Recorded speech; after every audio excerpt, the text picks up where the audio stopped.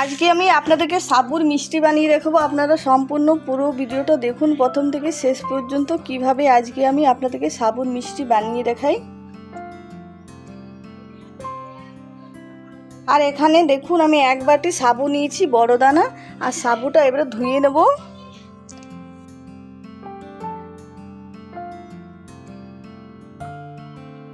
সাবুটা ধুয়ে নেব, তারপরে সাবুটা 5 মিনিট জলে ভিজিয়ে রাখবো। আর 5 মিনিটের জন্য ভিজতে দিলাম। আর এবারে কড়াই দিয়ে দিচ্ছি দুধ, আর দুধটা ভালো করে ফুটিয়ে নেব, দুধটা ঘন করে নেব ফুটিয়ে। এদিকে দুধটা ঘন হতে থাক, আর এদিকে সাবুটা 5 মিনিট ভিজিয়ে নিয়েছি দেখুন। আর সাবুটা এবারে মিক্সি বাটিতে দিয়ে দেবো, ভিজানো সাবু।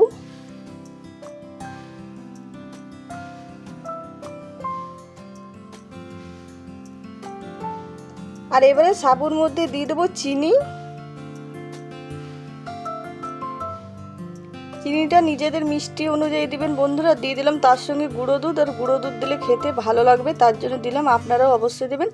আর দেখুন এরকমভাবে সাবুটা বেটে নিচ্ছি, খুব বেশি বাটিনি, হালকা বেটে নিয়েছি। আর এবারে যে বাটিতে সাবুটা ভিজিয়ে রেখেছিলাম সেই বাটির মধ্যে সাবুটা ঢেলে নিচ্ছি। আর সাবুটা এবারে দেখুন এরকম গোল গোল মিষ্টির মতো বানিয়ে নিচ্ছি, খুব ভালো গোল হবে না, এরকমভাবে বানিয়ে নেব। অনেকটাই নরম আছে সাবুটা, তার জন্য একে একে সব একইভাবে বানিয়ে নেব। সাবুর মিষ্টিটা সবগুলো বানানো হয়ে গেছে দেখুন।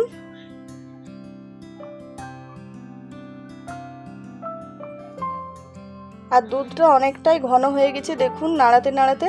আর এখানে নিয়েছি গুঁড়ো দুধ, এই গুঁড়ো দুধটা গরম দুধ দিয়ে গুলে নেব।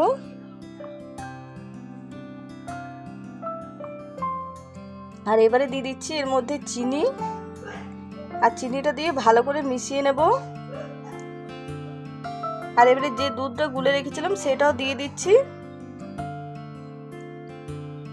আর যে সাবুর মিষ্টিটা বানিয়ে রেখেছিলাম সেটা দিয়ে দিচ্ছি দুধের মধ্যে।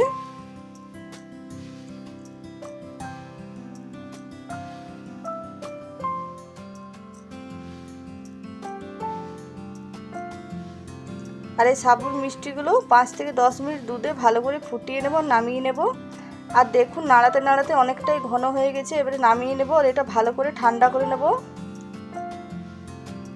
আর আজকের ভিডিও পছন্দ হলে প্লিজ লাইক শেয়ার কমেন্ট করবেন। যারা নতুন দেখছেন তারা অবশ্যই আমার চ্যানেলটা সাবস্ক্রাইব করবেন, পাশে থাকবেন। আর দেখুন সাবুটা খুব সুন্দর সেদ্ধ হয়ে গেছে, এবারে নামিয়ে নেব। আর এবারে নামিয়ে নিচ্ছি, একটা পাত্রে ঢেলে নিচ্ছি। আর এটা খেতে দারুণ লাগে বন্ধুরা, এটা কিন্তু ঠান্ডা করে পর খাবেন, বেশি খেতে ভালো লাগে। আর কমেন্টে নিশ্চয়ই জানাবেন কেমন হয়েছে কেমন না।